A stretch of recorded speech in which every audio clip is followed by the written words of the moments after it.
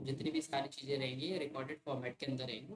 In future कभी भी आपको ज़रूरत पड़ेगा तो रिकॉर्डिंग के अगर पर्पज़ से आप आ रहे हो तो देन थोड़ा सा डिफिकल्टी हो सकती है, क्योंकि अगर 1 घंटे की क्लास आप लेते हो फिर इस 1 घंटे की क्लास की रिकॉर्डिंग आप देखोगे तो प्रैक्टिस करने में ना आपको बहुत ज़्यादा टाइम वेस्ट हो जाता है। मोस्ट ऑफ द टाइम आपको क्या करने होते हैं कि उस प्रैक्टिस फाइल से अपने कुछ नोट्स जनरेट कर देने होते हैं अपने अकॉर्डिंग, जो भी शॉर्ट फॉर्मेट देखे, क्योंकि उसमें तो एक्चुअली में सारी चीज़ें होंगी और लॉन्ग फॉर्म, मतलब कि बहुत सारा अननेसेसरी वाला पार्ट भी आ सकता है कि जिसकी ज़रूरत नहीं है, और वो शायद से 5 10 15 मिनट, जैसे कि मान के चलो ये है, अब 1 से 1.5 मिनट तक हम क्या कर रहे हैं कि नॉर्मल उसके बारे में बात कर रहे हैं कि क्या चीज़ें हैं, क्या चीज़ इंपॉर्टेंट नहीं है। तो ऐसे देखने में बहुत ज़्यादा टाइम वेस्ट हो रहा होता है, जहाँ पर आप आधे घंटा एक्स्ट्रा प्रैक्टिस कर सकते थे, आधे घंटा आप हो सकता है कि उस वीडियो में वेस्ट कर रहे हो देखने में, जो इंपॉर्टेंट पार्ट भी नहीं है। तो वो चीज़ होती है। तो सबसे फर्स्ट थिंग आपको प्रैक्टिस ज़्यादा करना है।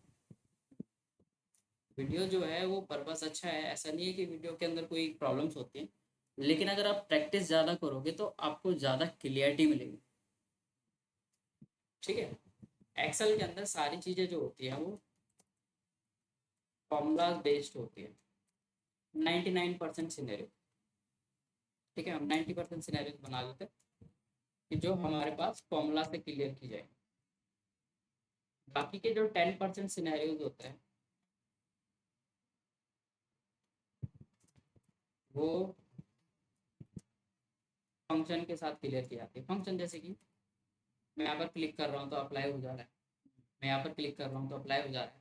तो 99 जो हमारे पास 90% का यूटिलाइजेशन है वो फॉर्मूलाज के थ्रू होगा। फॉर्मूलाज क्या होते हैं?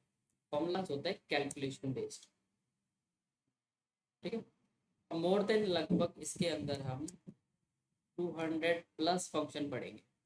कितने पढ़ेंगे? 200 प्लस फॉर्मूलाज। प्रॉब्लम ये है कि 200 प्लस फॉर्मूलाज पढ़ेंगे तो हर एक फंक्शन के ना एक अलग वे होता है वे पुट करने का। जैसे कि मान के चलो हम कुछ टोटल करना चाहते हैं तो टोटल 10 तरीके से किया जा सकता है। तो मतलब कि होते तो वो 200 दिखाई दे रहे हैं, ऐसा नहीं कि 200 ही फॉर्मूलाज होते हैं। अगर मैं बोलूँ तो 2000 से मोर देन फॉर्मूलाज होता है एक्सेल के अंदर, लेकिन वो अननेसेसरी वाला पार्ट है। जो डे टू डे लाइफ में यूटिलाइजेशन के अंदर आता है वो लगभग इतना हो सकता है। कोई एवरेज पर्सन हो सकता है कि दिन भर में 5 फॉर्मूला यूज कर रहा हो, कोई हो सकता है कि 10 फॉर्मूला यूज कर रहा हो, किसी का काम हो सकता है कि भाई 25 से 30 फॉर्मूला के अंदर हो जा रहे हो। ठीक है, डिपेंड करता है कि उनके पास डेटा किस तरीके का है। तो हर किसी फील्ड के अंदर अलग अलग। अगर कोई डेटा आउटपुट की बात करता है तो दिन भर में शायद से 4 से 5 फॉर्मूला भी नहीं लगेंगे उनको डेटा निकालने के लिए, मतलब कि 200 तो बहुत दूर की बात है। कोई कैलकुलेशन की बात हो रही है, जैसे कि इंश्योरेंस कंपनी है जिनके पास हैवी नंबर आ रहा है, उस डेटा को कैलकुलेट भी करना है, डिफाइन भी करना है, या फिर मैं चाहता हूँ कि हमारे पास डेटा का विजुअल भी बने, तो उस कंडीशन में हो सकता है कि वो भाई 30 से 40 फॉर्मूला यूज कर रहे हो, क्योंकि कैलकुलेशन वाले पार्ट के अंदर फॉर्मूला ज़्यादा यूज होता है दिन भर में। ठीक, क्योंकि वहाँ पर नंबर का डेटा ज़्यादा। ठीक है। कुछ कंपनियां ऐसे होती हैं कि जो सिर्फ पुराना डेटा मेंटेन कर रही होती है।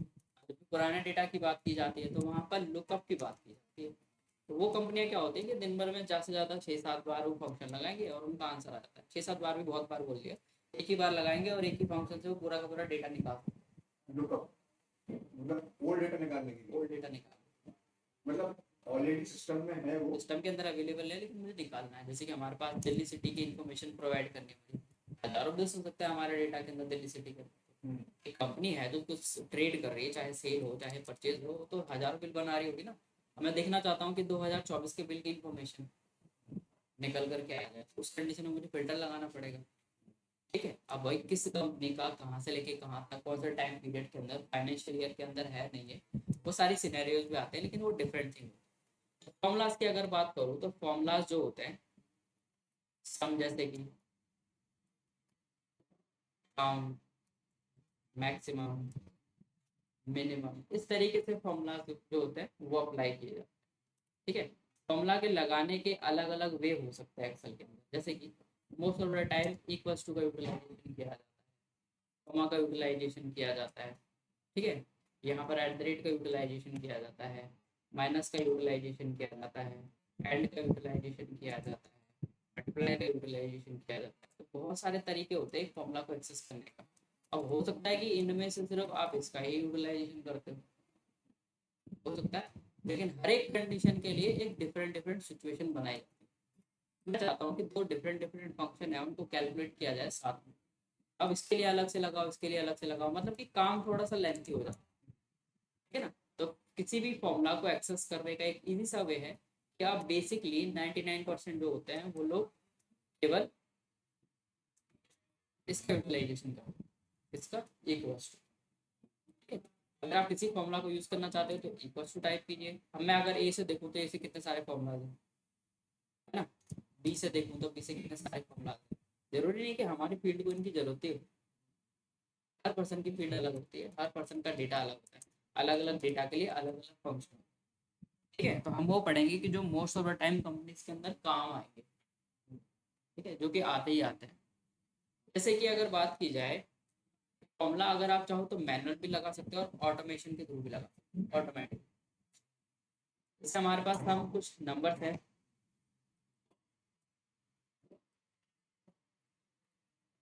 रैंडमली हमारे पास कुछ सेल्स है।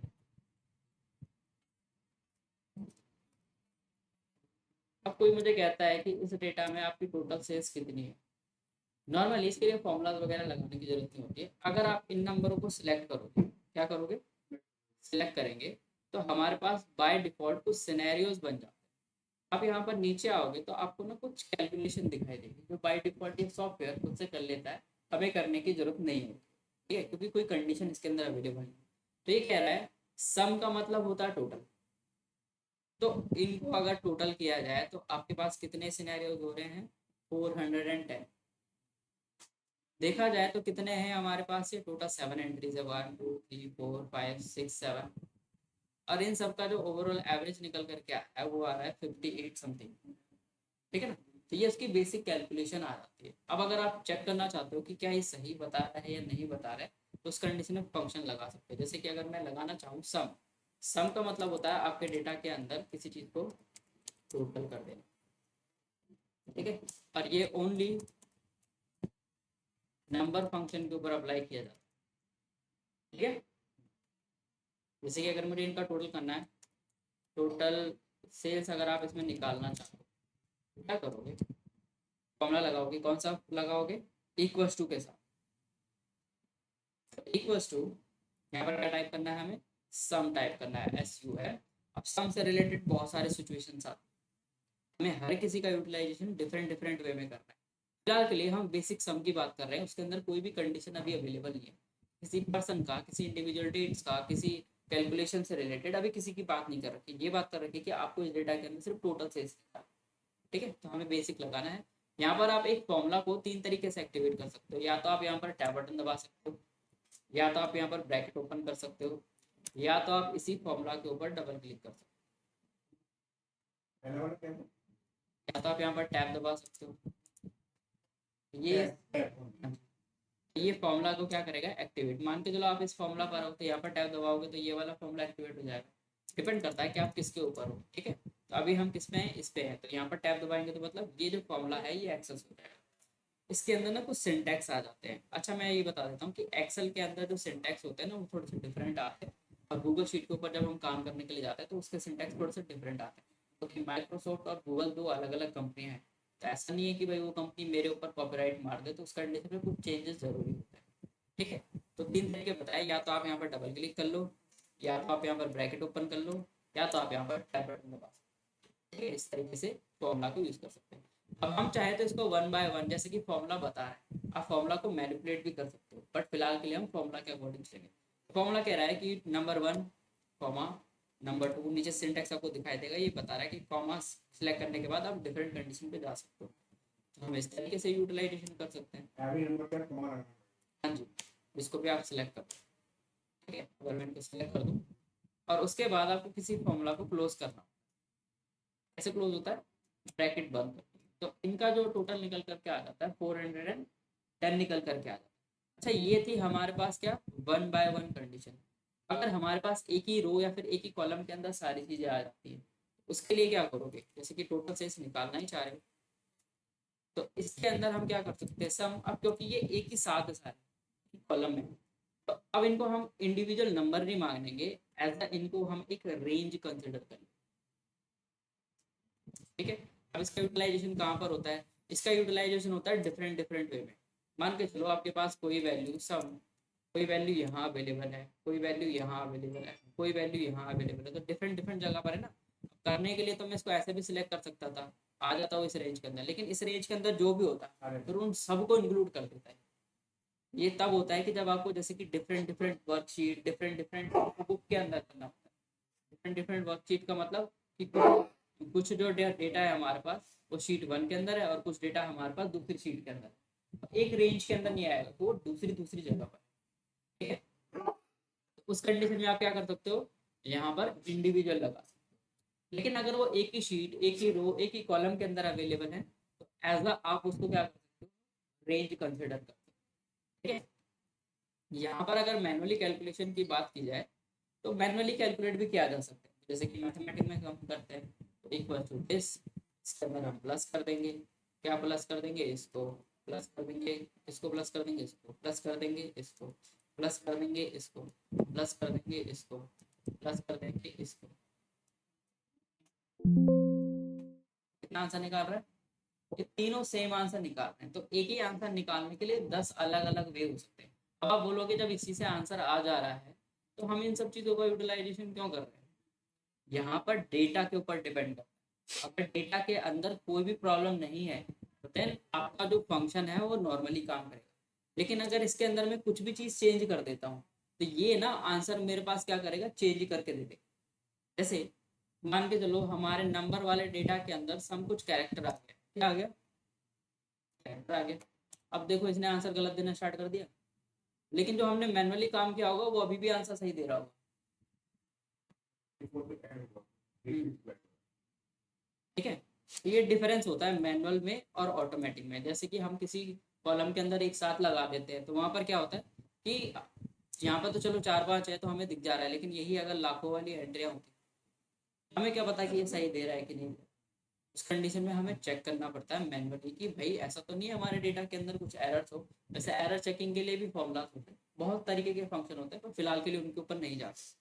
तो अब एक्चुअली में क्या हो रहा है कि ये जो नंबर है, मैंने क्या बताया था कि सम जो होता है ओनली कहाँ पर अप्लाई किया जाता है, नंबर्स वाले डेटा के अंदर। अब ये एज इसको नंबर कंसिडर नहीं कर रहा। नंबर और टेक्स्ट की एक और चीज़ मैं बता देता हूँ कि जब भी आप कोई नंबर लिखते हो तो एक सेल के राइट कॉर्नर पर जाता है, और जब भी आप कोई एक टेक्स्ट लिखते हो तो वो एक सेल के लेफ्ट कॉर्नर पर जाता है। ये ऑटोमेटिकली डिडक्ट कर देता है उसको कि टेक्स्ट। तो ये एज अ लेफ्ट चले गया तो इसका मतलब एज अ टेक्स्ट कंसिडर कर रहा है, तो इसको मुझे कन्वर्ट करना पड़ेगा, किसके अंदर कन्वर्ट करना पड़ेगा, फॉर नंबर के अंदर। तब जाकर के मुझे सही रिजल्ट देखने के लिए मिलेगा। फॉर्मूला को लगाना मुश्किल नहीं होता, फॉर्मूला की कंडीशन को लगाना डिफिकल्ट होता है कि कौन सी चीज़ के ऊपर क्या फंक्शन लगाया जाए। देखिए आंसर 10 अलग अलग तरीके से निकाला जा सकता है, लेकिन हमें उसमें से चाहिए क्या, ठीक है। तो ऐसी अगर मान के चलो कोई हमें कहता है कि इस डेटा में से आपको मिनिमम सेल जनरेट करनी, क्या करनी है, मिनिमम सेल्स। मिनिमम सेल्स हमारे पास क्या देखने के लिए मिल रही है, हो सकता है कि इसके अंदर 12 हो सकता है इसमें 10 हो सकता है इसमें समथिंग कुछ और। तो उसके लिए हम क्या कर सकते हैं, मिनिमम फंक्शन लगा सकते हैं, MIN। एक फॉर्मूला को एक्टिवेट करने के लिए टैब बटन दबा लो, डबल क्लिक कर लो, कुछ भी कर सकते हो। तो इस हम क्या करना चाहते हैं, एक रेंज में या फिर एक एक करके भी चेक कर सकते हैं। तो अगर मैं दो को चूज करूँ तो ये उन दोनों में जो मिनिमम सेल्स होगी उसके डिटेल्स निकालते हैं। अगर ये उससे कम हो जाती है, मान के चलो इसके अंदर ये है ही, तो मिनिमम कौन सा हो जाएगा, एक ये डायनेमिक होता है।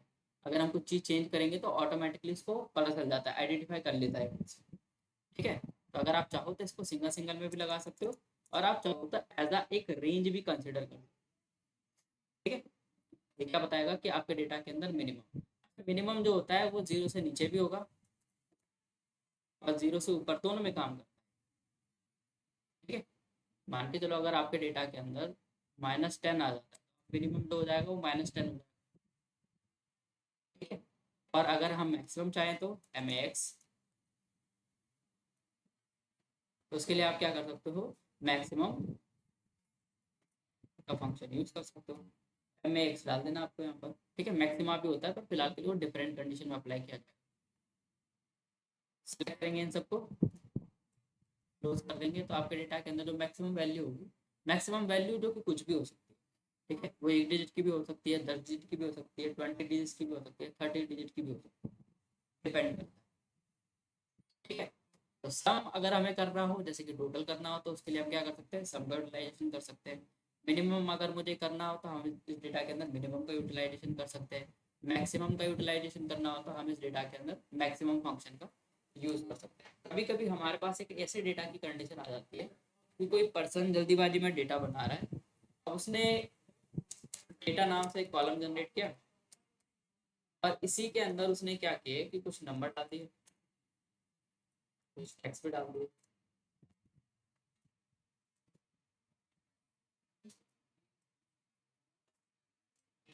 इस वाले कंडीशन में हम कैलकुलेट कर सकते हैं, क्या कैलकुलेट कर सकते हैं, इनका टोटल निकल करके कितना आ रहा है, 1620। हम इन सबको टोटल करते हैं, अवॉइड करेगा किसको, टेक्स्ट वाले डेटा, क्योंकि मैंने बताया है ये ओनली जो होता है पर फंक्शन को कैलकुलेट करता है। ठीक है।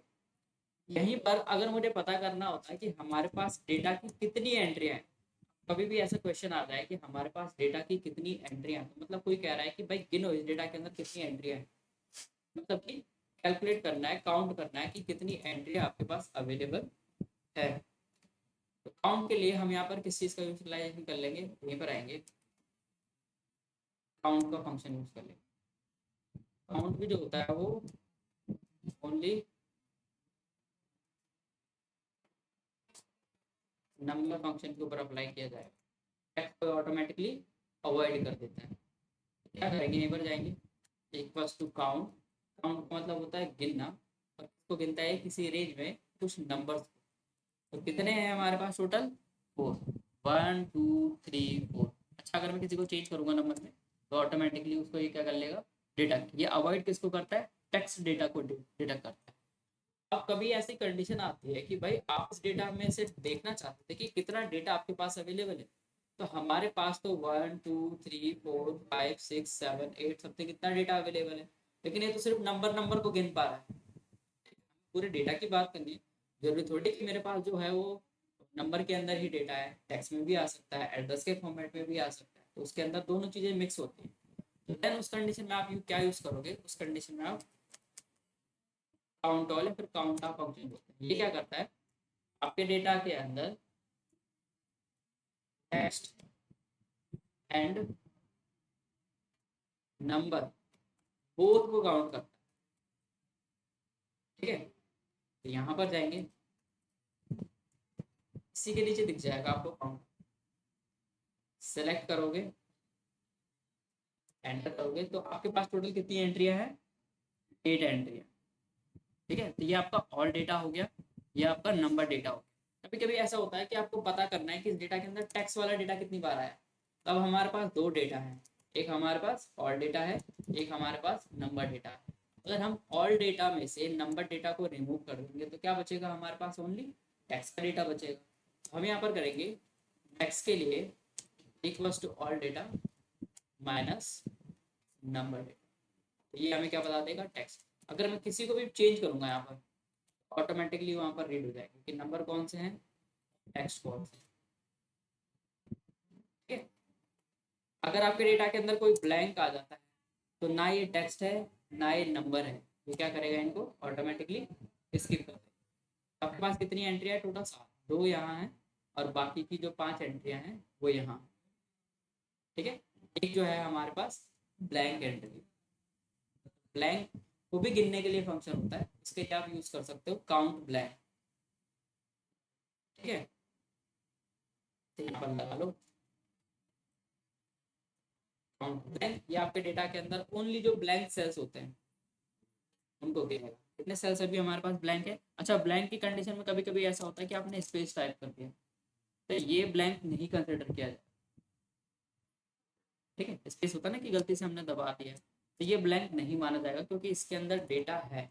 कौन सा डेटा है, स्पेस। स्पेस भी डेटा की कंडीशन में आता है, इसकी भी बात करेंगे हम आगे जाके। ठीक है। आपके पास कितने ब्लैंक्स है, कितने ब्लैंक्स।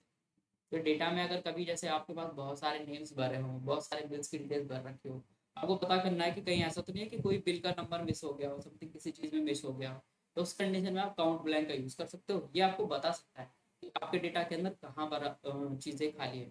तो मैं ऐसा करता हूँ, कुछ सेल्स लिख देता हूँ। ठीक है। कितनी रेंज पर लिख देता हूँ, कितनी रेंज पर। तो मैंने एक डेटा सेलेक्ट किया, यहाँ पर एक फॉर्मूला लगा लो। फॉर्मूला क्या लगाओगे, इक्वल्स टू रेंज बिटवीन। ये क्या करता है, आपके डेटा के अंदर एक नंबर से एक दूसरे डिफरेंट नंबर तक एक नंबर की रेंज बना करके देते हैं। कब तक डेटा फिल करते रहेंगे हम यहाँ पर रैंडमली। ठीक है, मोस्ट ऑफ द टाइम हमारे पास डेटा होता है कंपनी का, तो हमें डेटा बनाने की जरूरत नहीं होती। इस कंडीशन में नहीं है तो सिचुएशन क्रिएट करनी पड़ती है। तो मैं कहता हूँ बॉटम का मतलब होता है कम से कम, तो मैं 12 से लेकर के कॉमा, टॉप का मतलब होता है कहाँ तक, 12 से और 50 तक कुछ नंबर चाहता हूँ। अब हम सब के ऊपर क्लिक करना चाहते हैं कि हर जगह पर ये नंबर अवेलेबल हो जाए। तो सिलेक्ट करने के बाद जैसे कि इतना क्वेश्चन आपने सिलेक्ट कर रखा है, यहाँ पर कंट्रोल एंटर प्रेस करोगे तो ऑटोमेटिकली जितनी भी नंबर रेंज थी वो सारी की सारी हमारे पास क्या आ जाएगी, अवेलेबल हो जाएगी। इनमें एक प्रॉब्लम भी है। प्रॉब्लम ये है क्योंकि इसके अंदर ना फॉर्मूला लगा हुआ है, तो मतलब इन फ्यूचर कोई सी भी चीज़ हमारे पास अपडेट होती है तो ऑटोमेटिकली ये चेंज हो जाएंगे, फिक्स नहीं है। उनको फिक्स भी करना पड़ेगा क्योंकि ये तो धीरे धीरे करके खुद ही चेंज होने लग जाएंगे। क्या करो, इनको दोबारा से सिलेक्ट करेंगे। ठीक है, सिलेक्ट करने के बाद आपको क्या करना है, होम पेज के अंदर एक कॉपी का ऑप्शन होता है, कॉपी कर लोगे। कॉपी करने के बाद आपको पेस्ट वाले ऑप्शन पे जाना है, पेस्ट स्पेशल के अंदर जाना है। यहाँ पर आपको ऑल की जगह वैल्यू, मतलब कि हम चाहते हैं कि इसके अंदर से ओनली वैल्यू ही विजिबल, फॉर्मूला वगैरह जो भी चीज़ उसके अंदर लगी हुई है वो ऑटोमेटिकली रिमूव हो जाएंगे। यहाँ पर क्या कर देना, आपको अप्लाई कर देना है। तो अब जब हम इसके अंदर जाएंगे देखने के लिए, तो आपको दिखाएगा इसमें कोई सा भी फॉर्मूला अप्लाई नहीं हो रहा। ठीक है, नंबर लिख रहा हूँ तो अब मॉडिफाई भी नहीं हो रहा, तो अब फिक्स हो चुका है। ठीक है, इस तरीके से आप इसको क्या कर सकते हो, रोक सकते हो। अब कहीं पर जैसे कि आपके पास यहाँ एंट्री नहीं है, यहाँ एंट्री नहीं है, यहाँ भी एंट्री नहीं है, अब हमें क्या पता कहाँ है क्या नहीं है। उसके लिए हम क्या करेंगे, इस पूरे डेटा को सिलेक्ट करते हैं। टॉप से तो ये पूरा ऊपर से लेकर नीचे तक कर देगा ना पूरे कॉलम में। हम सिर्फ डेटा के ऊपर काम करना चाहते हैं ना, हम उतना ही पार्ट यूज करेंगे जितने की हमें जरूरत है। वाला पार्ट जो सेल्स होगा वो भी सिलेक्ट नहीं करना है क्योंकि वो तो हेडिंग का पार्ट है, वो सेल्स नहीं है, वो जस्ट एक हेडिंग है। सेल्स हमारे पास ओनली नंबर के फॉर्मेट में हो सकते हैं। क्या यूज करेंगे इसके अंदर, हम काउंट करना चाहेंगे। क्या काउंट करना चाहेंगे, जो हमारे पास ब्लैंक है तो काउंट ब्लैंक। ठीक है, ये आपका डेटा है, कौन सा वाला डेटा है, नीचे तक है ना।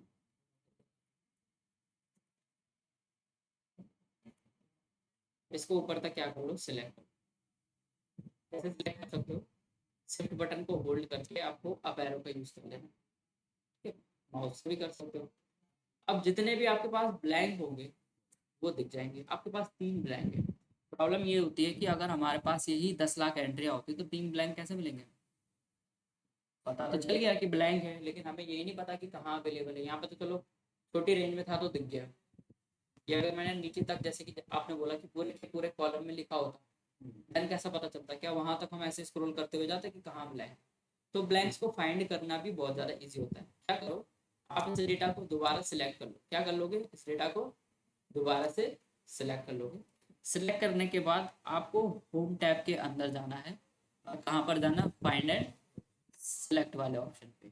यहाँ पर आपको क्या करना है, फाइंड आउट करना है। तो फाइंड आउट क्या करना चाहते हो आप, यहाँ पर जाओ गो टू स्पेशल वाले ऑप्शन पे, इसके अंदर जाओ गो टू स्पेशल। यहाँ पर गो टू स्पेशल के अंदर जैसे आप आ जाओगे तो यहाँ पर ब्लैंक्स की एक कंडीशन होती है। जैसे आप ओके करोगे तो ये बता देगा कि आपके डेटा के अंदर यहाँ पर ब्लैंक्स है। ठीक है, ये ऑटोमेटिकली उन ब्लैंक्स को क्या कर देगा, सिलेक्ट कर देगा। आप चाहो तो इन ब्लैंक्स को डिलीट भी कर सकते हो। कैसे डिलीट कर सकते हो, नेक्स्ट पर आना तो इससे नेक्स्ट, इस ब्लैंक से नेक्स्ट वाले एंटर प्रेस कर दोगे, नेक्स्ट वाले पे जाएगा। अब हम चाहते हैं क्योंकि ये ब्लैंक है ना तो यहाँ पर कुछ अवेलेबल है ही नहीं, तो इनको हटाना पड़ेगा। तो हटाने के लिए आप क्या करो, यहाँ पर डिलीट वाला एक ऑप्शन आता है। क्या आता है, डिलीट वाला ऑप्शन आता है। तो आप क्या, अगर आप, क्योंकि आपके पास इसके अंदर कॉलम और रो की कंडीशन है तो हम चाहते हैं कि ये पूरी की पूरी रो हट जाए, तो हम क्या करेंगे, डिलीट रो पे क्लिक कर देंगे। अब अगर हम ऊपर जाएंगे तो हमारा फॉर्मूला क्या बता रहा है कि आपके पास ब्लैंक है ही नहीं। अभी एक ही ब्लैंक नहीं, 3 थे ना, तो तीनों के तीनों हमारे पास हट गए। अगर देखना हो कि कितने हैं, नहीं 3 थे बट हमने सिलेक्ट कर दी जो, अच्छा वो डायरेक्ट सिलेक्ट कर दिया और हाँ, एक ही तो हमने सारे के सारे सिलेक्ट किए ना। टोटल हमारे पास कितने निकले, 3 ब्लैंक्स थे 3 जगह पर। अब उन तीनों की तीनों कंडीशन को हमने रिलेट कर दिया। ठीक है, बहुत ईजी है, ऐसा कोई डिफिकल्टी वाला पार्ट नहीं। अगर कॉलम में भी होता तो कॉलम में भी मिल जाता, ऐसे रो में भी होता वैसे कॉलम में भी ब्लैंक्स में। तो इस तरीके से हम इसमें क्या कर सकते हैं, काउंट ब्लैंक का यूटिलाइजेशन। तो हमने फाइंड आउट करना भी सीख लिया और हमने इस डेटा के अंदर सीख लिया कि भाई अगर हम उनको फाइंड आउट कर सकते हैं तो उनको हटा भी सकते हैं। ढूंढना डिफिकल्ट नहीं है, उस चीज़ को रिजॉल्व करना बहुत ज़्यादा इंपॉर्टेंट है। ढूंढने के लिए तो अगर कोई चीज़ खराब हो रही है तो मुझे दिख रही है वो चीज़ खराब है, ठीक कैसे की जाए, ठीक है ना। 99% आपको उसको रिजॉल्व भी करना होता है। अभी हमने देखा sum, maximum, minimum, count, count all और काउंट ब्लैंक वाली कंडीशन भी देखी, ठीक है ना। यहाँ तक समझ में आ गया। अब हम यहाँ पर थोड़ा सा एक क्वेश्चन जनरेट करते हैं। कभी कभी हमारे पास जैसे कि सेल्स आ रही है, क्या है ये, कुछ सेल्स आ रही है, हमें एक सिचुएशन बनानी है। अब यहाँ पर हम फॉर्मूला को थोड़ा सा ना एक्सटेंड करेंगे, देखेंगे कि फॉर्मूला के अंदर कंडीशन क्या है। हमें टोटल चाहिए, टोटल के लिए हमें क्या करना होता है, कौन सा फॉर्मूला लगाना होता है, इक्वल टू सम। मुझे टोटल चाहिए लेकिन इस डेटा के अंदर मैं अवॉइड करना चाहता हूँ जो हमारे पास हाईएस्ट वैल्यू है, उनको अवॉइड करके टोटल बताओ कि कितना आता है। मोस्ट ऑफ द टाइम ज़्यादातर लोग क्या करते हैं, मैक्सिमम का फंक्शन लगाएंगे, इस डेटा के अंदर मैक्सिमम की वैल्यू निकाल देंगे, देन इक्वल टू सम लगाएंगे, सिलेक्ट करेंगे इन सब का सम, ये हमारा मैक्सिमम आ जाता है, ये हमारे पास इसका टोटल आता है। देन एक अगली कंडीशन बनाते हैं कि भाई इस टोटल में से हटा दो, किसको हटा दो, ठीक है। तो टोटल हमारे पास कितना आना चाहिए, टोटल हमारे पास इतना आना चाहिए अगर हम इसको क्या करें, अवॉइड करें तो। बट प्रॉब्लम ये है कि गलती से अगर इसमें मैं कुछ हटा देता हूँ तो यहाँ पर आंसर चेंज हो जाएगी, आ जाएंगे आंसर चेंज हो जाएंगे, कोई डायनेमिक नहीं है। क्योंकि हमें तीन अलग अलग वे, मतलब एक क्वेरी को रिजॉल्व करने के लिए आपको तीन जगह आंसर निकालना पड़ रहा है। गलती से अगर आपसे किसी ने 40 क्वेश्चन पूछ लिया तो 40 को मल्टीप्लाई कर देंगे तीन से, कितने सारे कंडीशन बन जाएंगे। ये शीट तो सिर्फ हमारी क्वेश्चन ही क्वेश्चन से भर जाएगी, क्योंकि हम किसके ऊपर डिपेंड हैं, हम इसके ऊपर डिपेंड हैं। तो अब यहाँ पर डायनेमिक कंडीशन लगा सकते हो, इनके अंदर हम यूज करेंगे इन फंक्शन, ठीक है, ऐसे यूज करेंगे।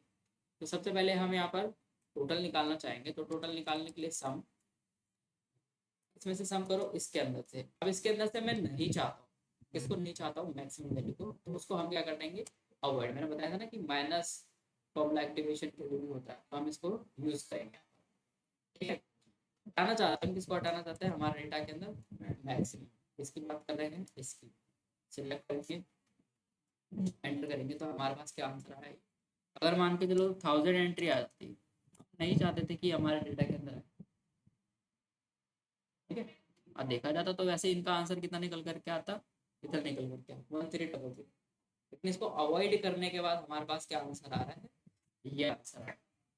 कभी कभी ऐसा होता है कि आप इस डेटा के अंदर जो आपकी वैल्यूज है, तो सबसे हाईएस्ट वैल्यू और सबसे लोएस्ट वैल्यू को आप हटा दो, रिमूव कर, हम नहीं चाहते कि सबसे हाईएस्ट प्रॉफिट को हटाने के बाद और सबसे लोएस्ट प्रॉफिट को हटाने के बाद आपका जो कितना प्रॉफिट जनरेट हो रहा है वो मुझे बता। तो आप इसमें इसको भी एक्सक्लूड करना पड़ेगा, कैसे करेंगे, दोबारा इसी फॉर्मूला के अंदर आप, ठीक है, इस फॉर्मूला के अंदर फॉर्मूला आपको दो जगह दिख रहे होते हैं, ये आपका ना फॉर्मूला पैनल होता है जहाँ पर कि जिसको फॉर्मूला बार बोलते हैं। आप चाहो तो यहाँ से भी एडिट कर सकते हो सेमी, अगर आप इसके अंदर करना चाहते हो तो इसके अंदर जाने के लिए डबल क्लिक कर दो, या फिर आप कीबोर्ड के अंदर जाकर के F2 प्रेस कर दो। कभी कभी होता है कि डायरेक्टली F2 का यूटिलाइजेशन ना कर पा रहे हो आप यहाँ पर, तो FN के साथ यूटिलाइजेशन करना है, ठीक है। हर एक कीबोर्ड का फंक्शन थोड़ा सा अलग चलता है, उसको समझ कर, ठीक है। यहाँ पर जाएंगे, हम चाहते हैं कि सबसे हाईएस्ट वैल्यू और सबसे लोएस्ट वैल्यू को भी रिमूव कर दिया जाए, हटा देंगे, इसको हटा देंगे, डायरेक्ट लगा देंगे, क्योंकि हम नहीं चाहेंगे ना कि हम ऐसी और भी कंडीशन बनाए। मैंने क्या बताया, एक ही क्वेश्चन को रिजॉल्व करने के लिए 10 अलग अलग चीजें बन जाएंगी, फिर एक चीज को ठीक करने के लिए मैं 10 अलग अलग कॉलम खराब कर रहा हूँ। ऐसा हो सकता है कि दिन भर में मैं कितनी सारी चीजों को चेंज करूँ, कोई भी एक अगर डिलीट हो जाता है गलती से तो पूरा का पूरा आंसर मेरा क्या हो जाएगा, गलत हो जाएगा। तो इसके अंदर से हम माइनस कर देंगे हमारा डेटा की जो मिनिमम सेल्स है, ठीक है। मिनिमम सेल्स के अंदर लॉस भी आता है, ठीक है। तो हम इस डेटा के अंदर जो मिनिमम मिनिमम मान के चलो हमारा 1 होता, तो ये इस मिनिमम को क्या करता, अवॉइड, ठीक है। टोटल हमारे पास देखा जाए तो इतना आना चाहिए, लेकिन हम 1 को भी हटा रहे हैं, इसलिए हमारे पास 256। अगर ये हमारा लॉस होता तो लॉस वैसे खुद से एक्सक्लूड हो जाता है जो 0 से नीचे होता है। जैसे कि हमारे पास 40 लिखा हुआ है, 50 लिखा हुआ है और -30 लिखा हुआ है, तो ये इसको खुद ही एक्सक्लूड करेगा क्योंकि उसके अंदर ऑलरेडी माइनस का साइन है। दैट्स वाई इसको क्या करेगा, ये रिमूव करेगा। सम दिस नंबर, तो हमारे पास कितना ही आंसर आएगा, 60 ही आंसर है। ठीक है, क्योंकि इसके अंदर ऑलरेडी माइनस का साइन लगा हुआ है, इसके अंदर मुझे जनरेट करना पड़ेगा क्योंकि ये लॉसेस नहीं है। अगर लॉसेस होते हैं तो माइनस वाली वैल्यू खुद ही एक्सक्लूड हो जाती है उसके अंदर। ठीक है, बहुत सारी। आप इसको चाहो तो आंसर ओरिएंटेड भी चेक कर सकते हो। आंसर ओरिएंटेड क्या होता है,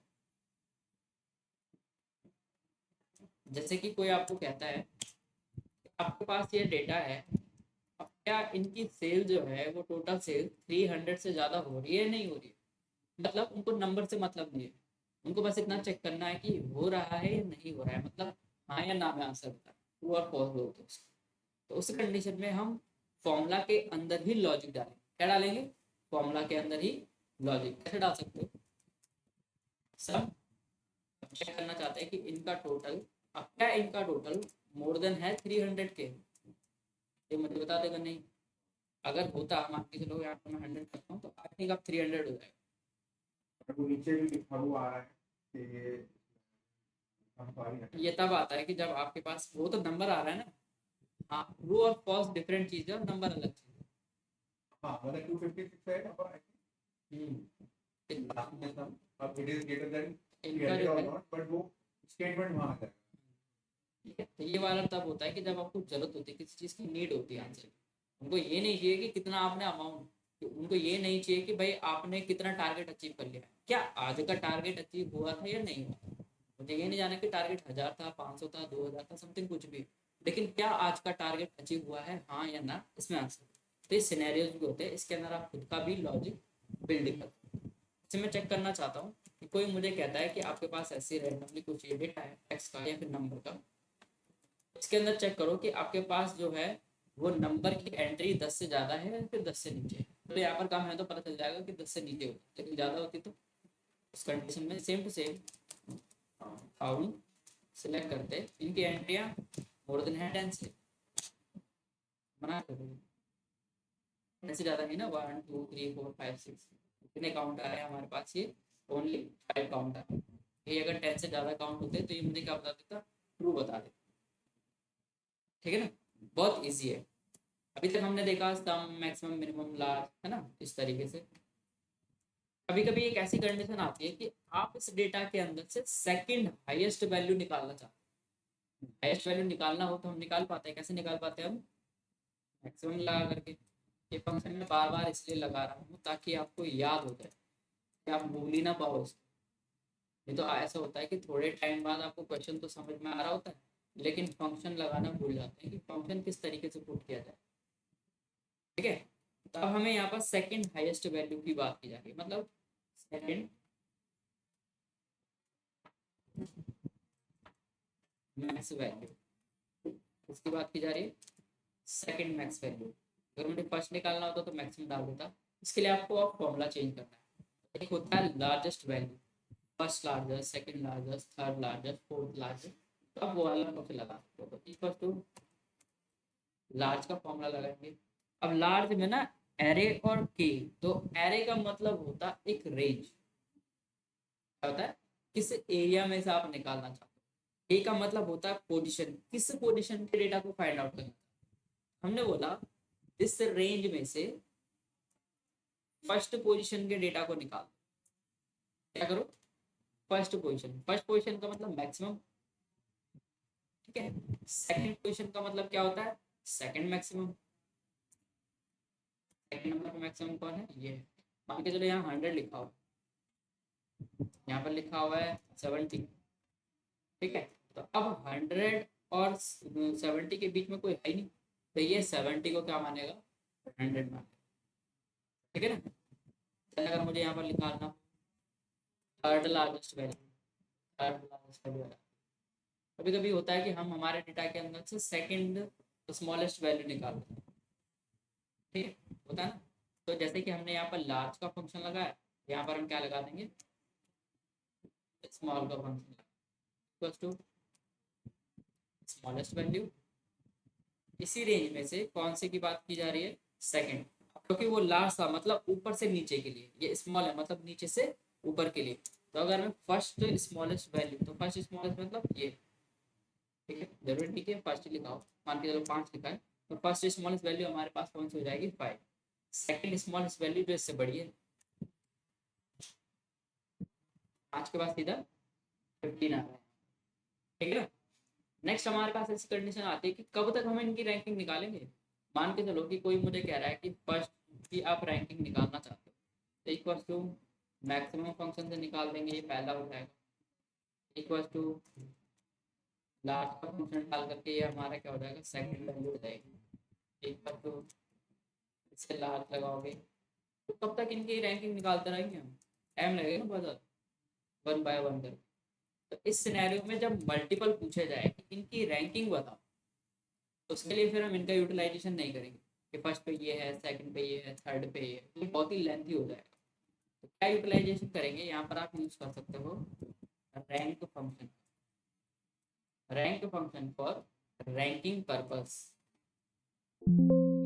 रैंक केवल नंबर डेटा की रैंकिंग निकाल सकता है, ठीक है, जहाँ पर भी टेक्स्ट ABCD आ रहा होगा ये उसको क्या करेगा, अवॉइड ही कर देता है। इसी के अंदर जाएंगे हम, इक्वल्स टू रैंक। अब रैंक के बहुत सारे आ रहे हो, यहाँ पर एक आपको बेसिक रैंक दिखाई देगा जिसमें सिर्फ RAN के लिखा हो, इस वाले ऑप्शन का यूज करना है, इनको अभी अवॉइड कर देना, अभी इनकी जरूरत नहीं है फिलहाल।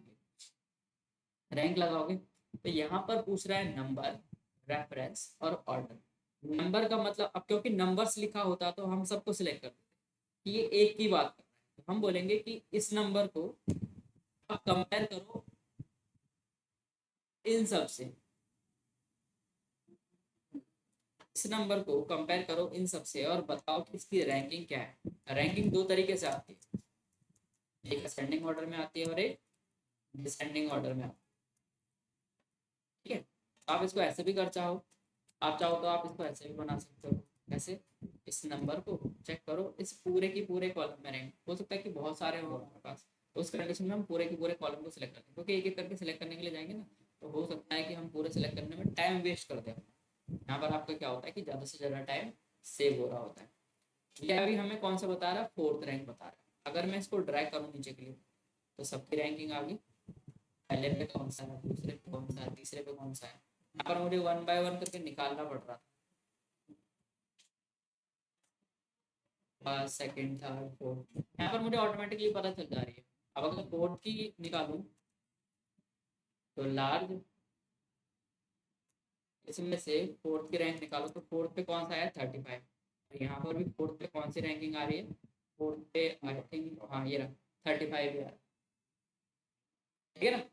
तो सेम आंसर, इसमें दो तरीके के आंसर आते हैं, एक होता है असेंडिंग ऑर्डर में और एक होता है डिसेंडिंग। तो ये फर्स्ट किसको मान रहा है, इस 100 को मान। लेकिन अगर मैं 1 से लेकर के और 10 के बीच में देखूं कि पहला कौन सा है, तो 1 से लेकर 10 के बीच में फर्स्ट जो होगा वो पहले नंबर पर आएगा, फिर दूसरा, तीसरा, चौथा, तो वो असेंडिंग और डिसेंडिंग ऑर्डर में दो ऑर्डर होते हैं, असेंडिंग और डिसेंडिंग, बढ़ते हुए और घटते हुए। तो यहीं पर क्या करोगे, दोबारा से रैंक फंक्शन लगाओगे और वहां पर हम ऑर्डर का यूज करेंगे।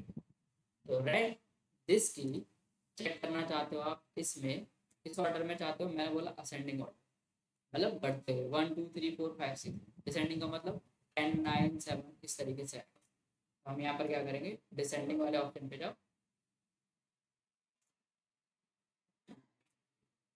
और आप इसका यूज कर लो, असेंडिंग। तो असेंडिंग के लिए आपको क्या टाइप करना है, 1, और डिसेंडिंग के लिए 0 टाइप करना है, ठीक है।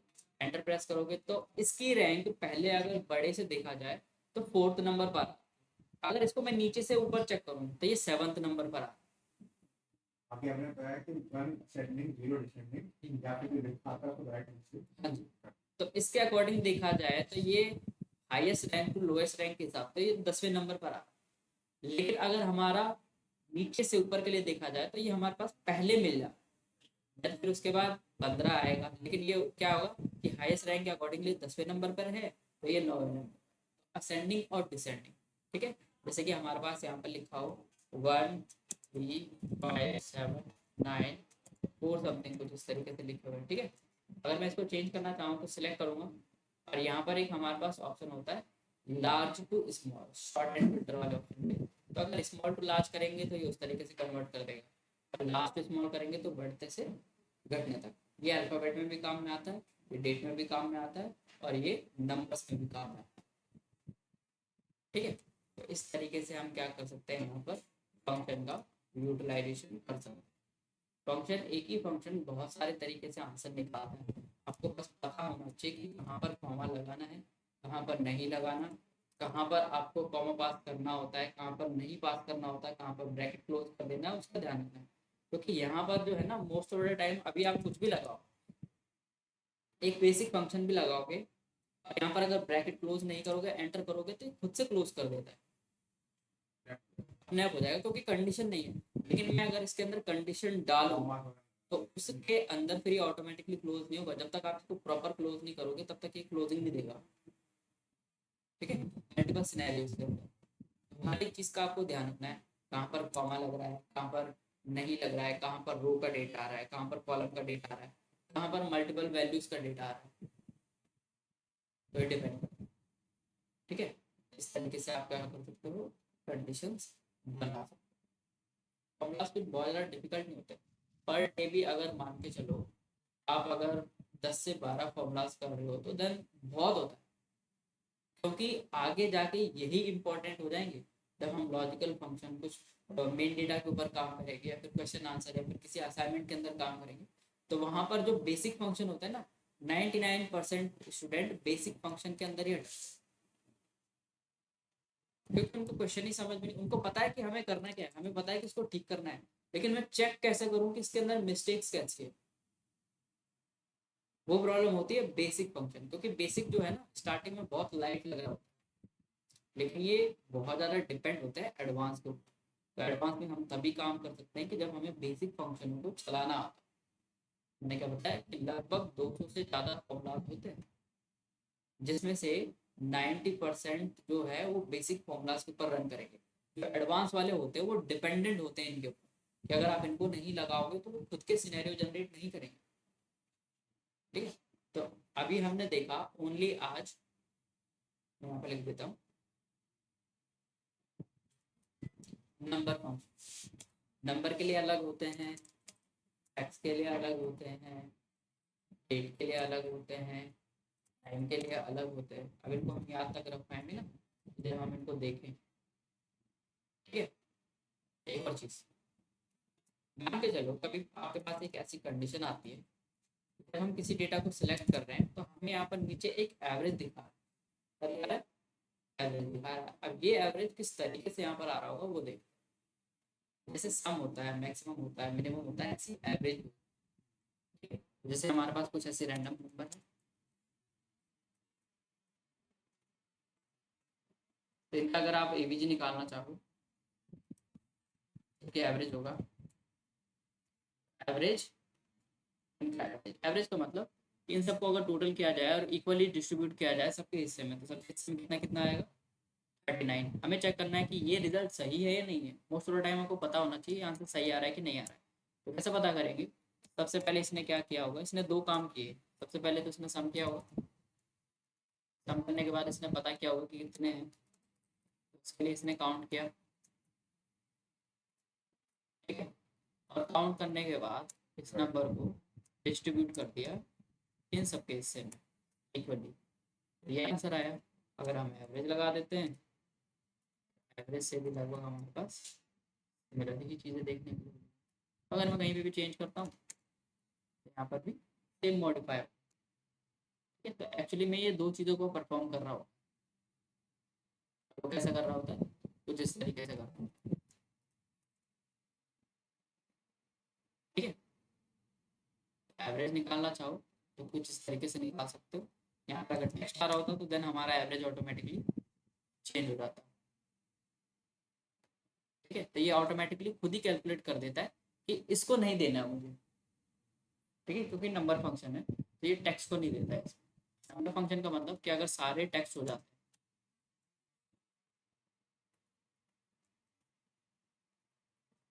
तो ये मुझे क्या दे देगा, अवॉइड कर, आपके पास देने के लिए कुछ है ही नहीं, ठीक है, क्योंकि ये नंबर को डिस्ट्रीब्यूट करेगा ना, नंबर है ही नहीं, नंबर होते तो आ जाता हमारा आंसर।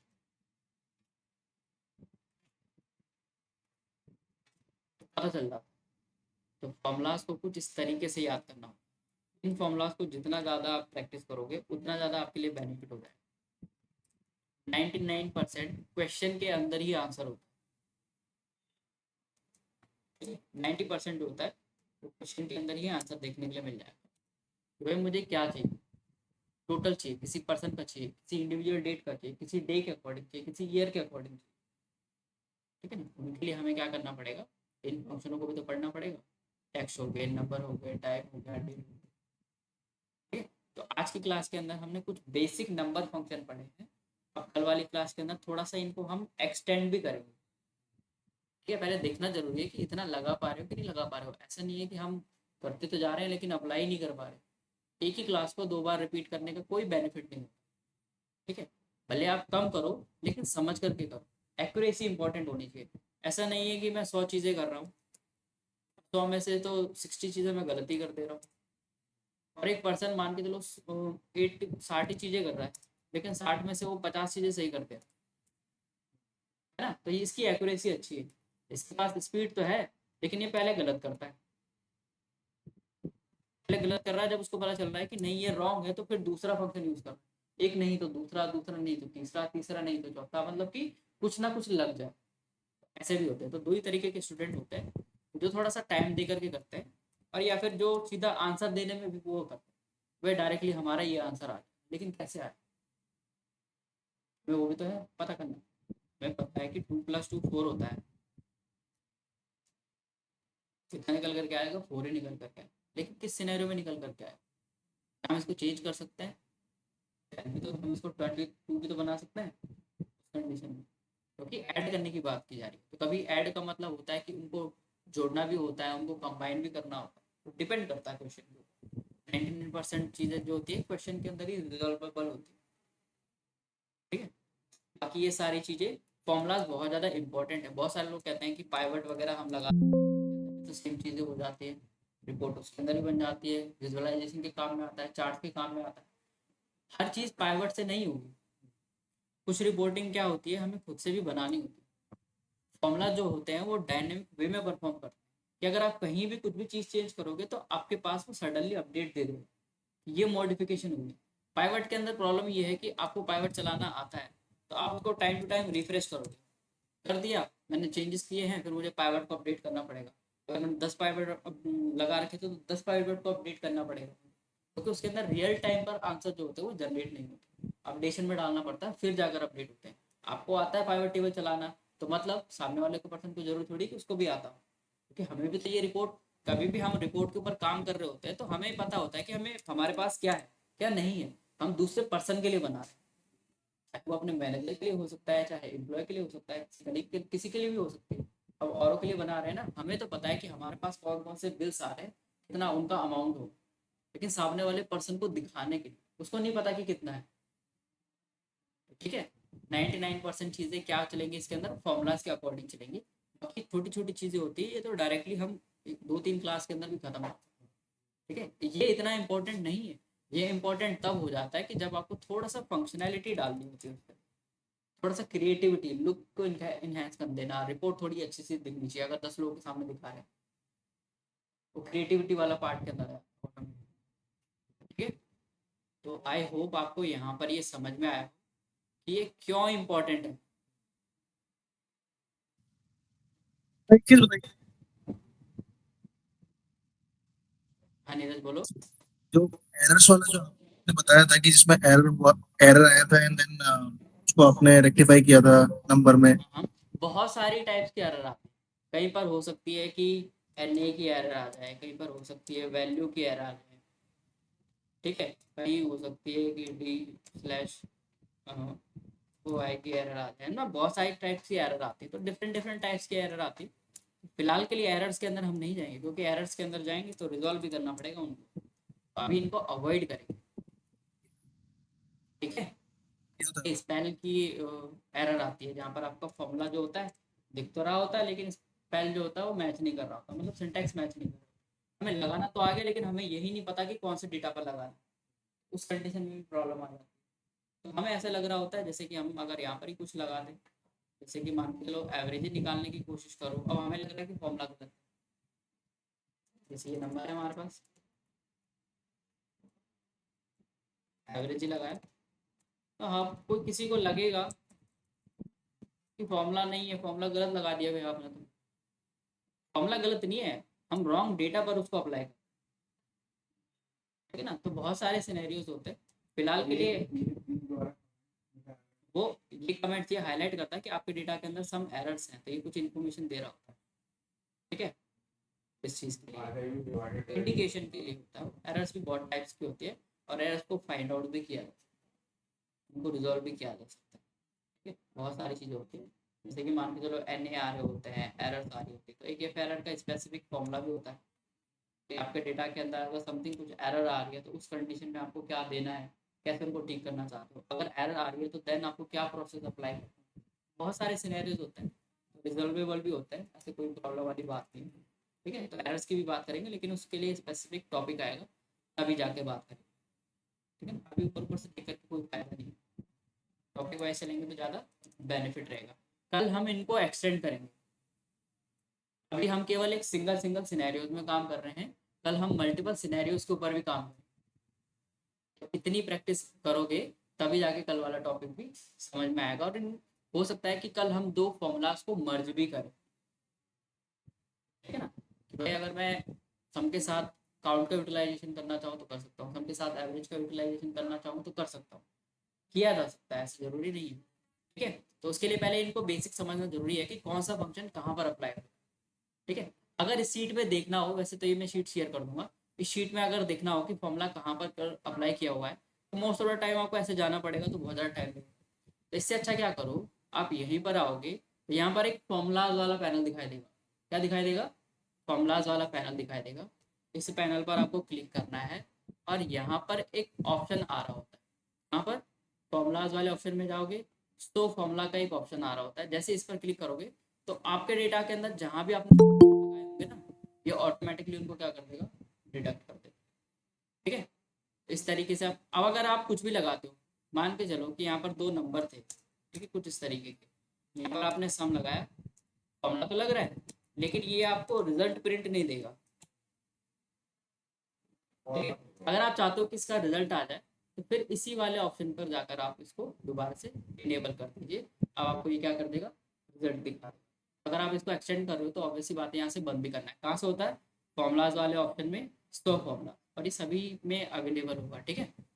वर्जन तो इस शीट को मैं सेव कर देता हूँ। फॉर्मूला देखना है आपको, लगाना है, पहले तो फॉर्मूला देखना है कि लगता कैसे।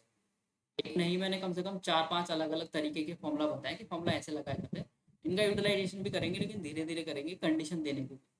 सभी का यूटिलाइजेशन एक साथ नहीं किया जाता, ठीक है। आपको इतना ट्राई करना है, अगर इतना हो जाता है तो देन वेरी गुड है। एक्यूरेसी हमेशा आपको 100% ही रखनी है। जरूरी नहीं है कि एक क्लास से आपको 100% समझ में आ जाए, एक क्लास से ओनली किसी को 30% ही अचीव किया जा सकता है। 1 घंटे की टॉकिंग में सारी बातें थोड़ी याद रहेंगी, कुछ लिमिटेड ही टॉक्स याद रहती है, उसके लिए आपको थोड़ा सा प्रैक्टिस करके देखना हो, ठीक है।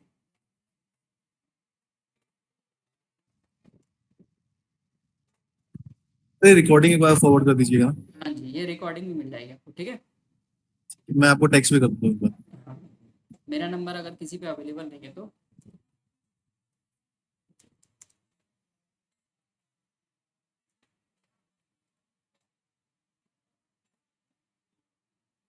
इस पर मुझे व्हाट्सएप पर टेक्स्ट कर देना।